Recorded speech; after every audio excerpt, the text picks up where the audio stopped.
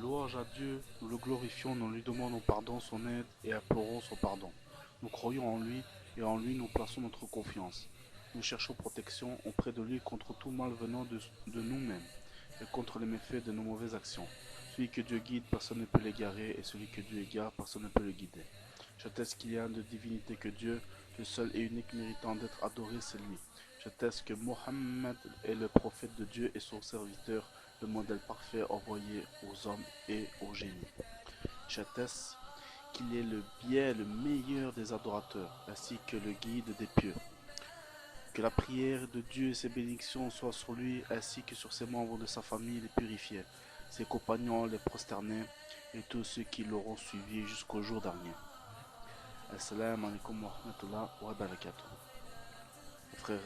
Mes frères et sœurs, aujourd'hui je vais vous parler des erreurs commises dans la croyance, que de nos jours beaucoup malheureusement commettent ces erreurs dans notre communauté à cause qu'ils suivent leur passion ou leur tradition. Alors je vais vous les exposer, les différentes erreurs commises. J'essaierai d'être le plus clair possible, ça ne vient pas de moi, je dis ce que les savants disent à ce sujet.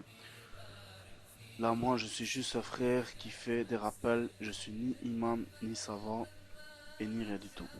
Je suis juste un grain de sable qui est éparpillé dans un désert. Voilà, mes chers frères et sœurs, si vous entendez mal, c'est normal. C'est une qualité vraiment de basse gamme.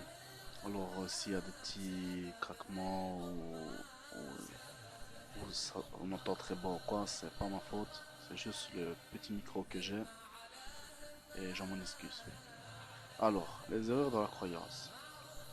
Il y a 15 points qu'on parlera justement des erreurs sur la croyance. Premier point, implorer le secours des morts, les évoquer, leur demander de l'aide, se rapprocher d'eux par une quelconque forme d'adoration comme rechercher leur bénédiction et groger pour eux, leur consacrer des vœux sur leur tombe.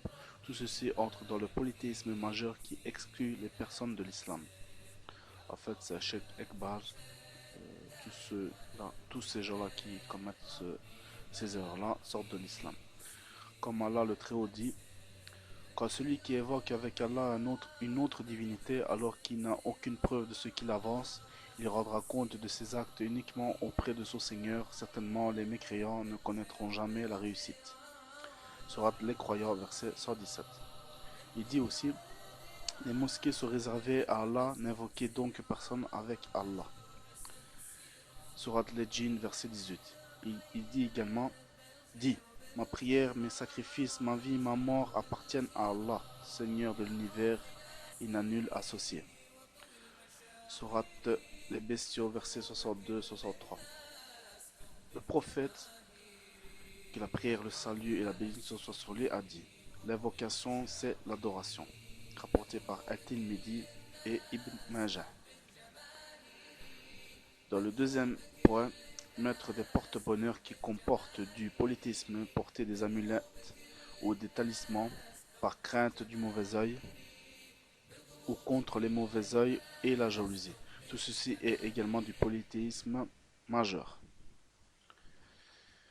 Comme notre prophète, notre bien-aimé, que la prière et le salut et la bénédiction soient sur lui, a dit, celui qui suspend une amulette a commis un acte de polythéisme, apporté par Hamad.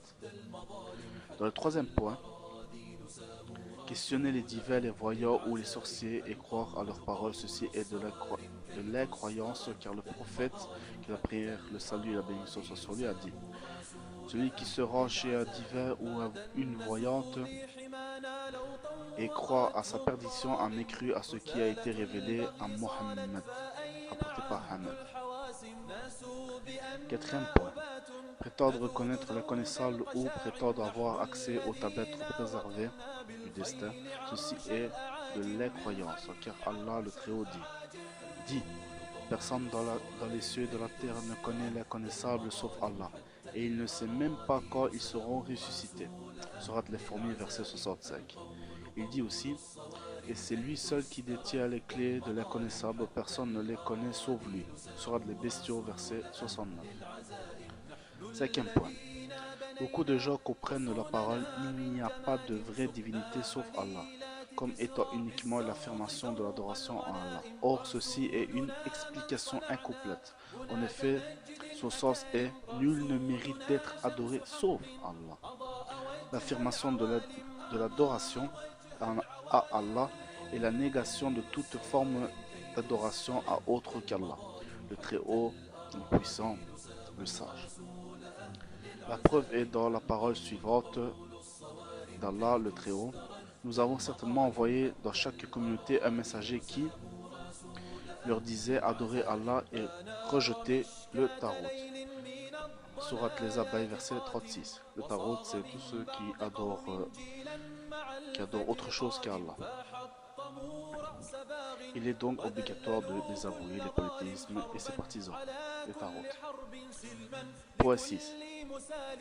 Jurer par autre qu'Allah, même si le but n'est pas de vénérer la chose par laquelle on jure, comme on vénère Allah, par exemple, jurer sur l'honnêteté, sur la morale ou sur l'honneur, tout ceci est du polythéisme mineur, car le prophète, prière et le salut, la bénédiction soit sur lui, a dit: celui qui jure par un autre qu'Allah a commis un acte d'incroyance ou de polythéisme, rapporté par At-Tirmidhi, Abu Daoud et Ahmed. Également, il dit: celui qui jure sur l'honnêteté n'est pas des nôtres, rapporté par Abu Daoud. Septième point. Prendre les tombes comme mosquée ou lieu de prière, ou faire des invocations auprès d'elles. C'est une innovation détestable et une voie vers le polythéisme, car le prophète, la prière et le salut, la bénédiction soit sur lui, a dit: Allah maudit les juifs et les chrétiens, ils ont pris les tombes de leurs prophètes comme mosquée. Ne prenez pas les tombes comme mosquée, car je vous l'ai interdit. Apporté par Al-Bukhari et Muslim. Il dit aussi: ne priez pas en direction des tombes. Rapporté par Muslim. Huitième point. Construire sur les tombes les plâtres écrits dessus ou y planter des arbres, ce sont des innovations répréhensibles. Jabir ibn Abdallah, qu'Allah l'agrée, rapporte: le messager d'Allah, que la prière et le salut sur lui, a interdit de plâtrer les tombes, de s'asseoir dessus et de construire dessus, rapporté par Muslim. Et dans une autre version authentique rapportée par At-Tirmidhi, il rajoute et d'écrire dessus. Comme on voit partout, chez les chrétiens et autres, ils écrivent dessus, ou ils mettent des statues, ou ils élèvent les tombes, ou toutes ces choses-là. Neuvième point. Être allié des mécréants et les aimer après la parole d'Allah le Très-Haut. Certes, vous avez un bon exemple à suivre en Abraham et ceux qui étaient avec lui, lorsqu'ils dirent: ô leur peuple, nous vous désavouons ainsi que ce que vous adorez en dehors d'Allah. Nous vous réunions entre nous, l'animosité et la haine sont apparues à tout jamais, jusqu'à ce que vous croyez en Allah seul. Surat l'éprouvé, verset 4. Dixième point. Être allié de son clan ou de son pays au détriment de l'alliance et du désaveu pour la croyance qui se traduit par l'amour par Allah et la haine pour Allah. C'est une grave erreur. Le prophète, que la prière et le salut sur lui, a dit: celui qui aime pour Allah et est pour Allah, donne pour Allah et prive pour Allah, a complété sa foi. Rapporté par Abu Daoud. 11e point. Organiser différentes fêtes dans le but de se rapprocher d'Allah, comme célébrer l'anniversaire de naissance du prophète, que la paix et le salut soient sur lui, comme vous le connaissez très bien. Certaines sectes, le nouvel an ou l'ascension du prophète, que la prière et le salut soient sur lui, tout ceci constitue de l'innovation. Le prophète, que la prière et le salut soient sur lui, a dit: celui qui innove dans notre religion ce qui excusez-moi, parce que j'ai perdu la page, ce qui n'en fait pas partie, son acte est rejeté. Al-Bukhari, rapporté par Al-Bukhari et Muslim. Également dans hadith rapporté par Al-Ilbad ibn Saliya, le prophète, que la prière et le salut sur lui, a dit: attachez-vous à ma sunna et à celle des khalifas bien guidés après moi. Tenez-y fermement, prenez garde aux nouveautés de la religion, car toute nouveauté est une innovation. Rapporté par Ahmed, Al-Tirmidhi et Ibn Majah. Deuxième point, accomplir une quelconque adoration dans le but de se rapprocher d'Allah, sans qu'elle n'ait aucune d'origine de la religion, par exemple veiller toute la nuit du 15e jour de Sha'ban, jeûner particulièrement le mois de Rajab, fixer des jours particuliers ou des semaines ou des mois pour accomplir des adorations non légiférées. En effet, le prophète, que la prière et le salut soient sur lui, a dit: toute innovation est un égarement, rapporté par Muslim. De plus, Ibn Mas'ud a dit: toute adoration que les compagnons de Mohammed n'ont pas fêtée, ne la fêtez pas, car les premières générations n'ont pas laissé le choix aux derniers. 13e point. Se moquer de la religion, de ses adeptes ou de certains de ses rites, par exemple se moquer de la barbe, l'événement au-dessus des chevilles, c'est un domaine très grave et une voie vers l'incroyance, car se moquer d'Allah, de son messager, que la prière et le salut soient sur lui, ou des rites de la religion est un acte d'incroyance. En effet, Allah le Très-Haut dit: si tu le questionnais, il dirait certainement: nous ne faisions que bavarder et nous amuser. Dit: est-ce d'Allah excusez-moi, dit: est-ce d'Allah, de ces versets et de son messager dont vous vous moquiez? Ne vous excusez pas, vous avez bel et bien mécru après avoir eu la foi. Rapporté, excusez-moi, Surat le reportir, verset 65-66. Excusez-moi parce que je suis un peu fatigué, alors je mélange un peu tout. 14e point. Chercher à ressembler aux mécréants. Le prophète, que la prière et le salut soient sur lui, a dit: celui qui cherche à ressembler à un peuple en fait partie. Abu Daoud. 15e point. Introduire des mécréants dans la péninsule arabique, une raison valable, sans raison valable. Le prophète, que la prière et le salut soient sur lui, a dit: faites sortir les juifs et les chrétiens de la péninsule arabique, jusqu'à ce qu'il ne reste que des musulmans. Rapporté par Muslim. Nous demandons à Allah de nous pardonner nos erreurs et nos négligences, et Allah est le plus savant. Voilà, mes chers frères et sœurs, excusez-moi pour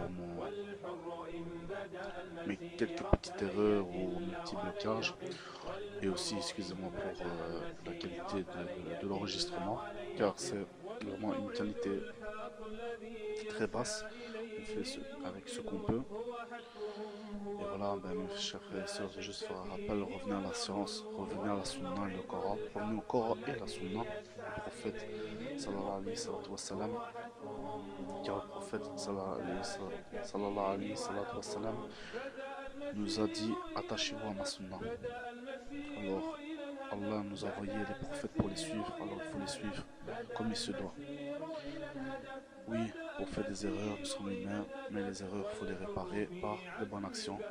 Et repentir, c'est la meilleure chose pour se laver des péchés, c'est la prière. Voilà, mes chers frères et sœurs, aujourd'hui c'était le chapitre des erreurs dans la croyance. Inch'Allah, qu'Allah nous pardonne, qu'Allah nous guide, qu'Allah protège nos frères et sœurs qui sont opprimés dans le monde, qu'Allah donne la victoire à nos combattants, et qu'Allah protège nos familles, qui nous guide vers le bon chemin, qui nous éloigne des sectes innovateurs. Et voilà. Assalamu alaikum wa rahmatullahi wa barakatuh.